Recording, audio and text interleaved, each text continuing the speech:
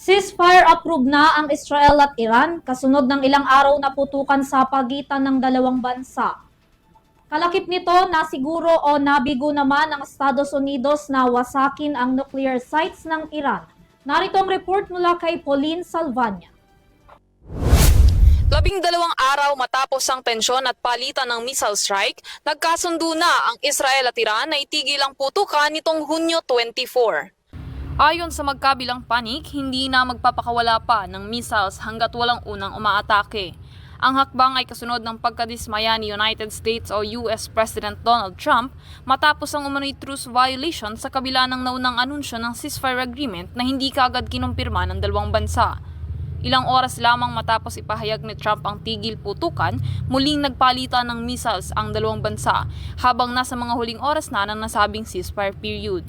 Gayunpaman, itinanggi ni Iranian Foreign Minister Abbas Araghchi na mayroong formal na ceasefire agreement. Ngunit aniya, kung titigil ang Israel sa pag-atake, ay hindi na rin bibelta pa ang Iran. Samantala, kinumpirma ng opisina ng Israel Prime Ministry na sinira ng Israeli Air Force ang isang radar array malapit sa Tehran bilang tugon sa umano'y paglabag ng Iran sa truce. Ngunit hindi na sila naglulungsad pa ng karagdagang opensiba. Sa kabilang banda, bigo naman ang US na wasakin ang nuclear sites ng Iran. Kamakailan lang, pinaulanan ng missile strikes ng US ang isang major nuclear facility sa Tehran, kung saan ayon sa isang US intelligence assessment ay hindi ito tuluyang nasira at maaantala lamang ang operasyon ng ilang buwan.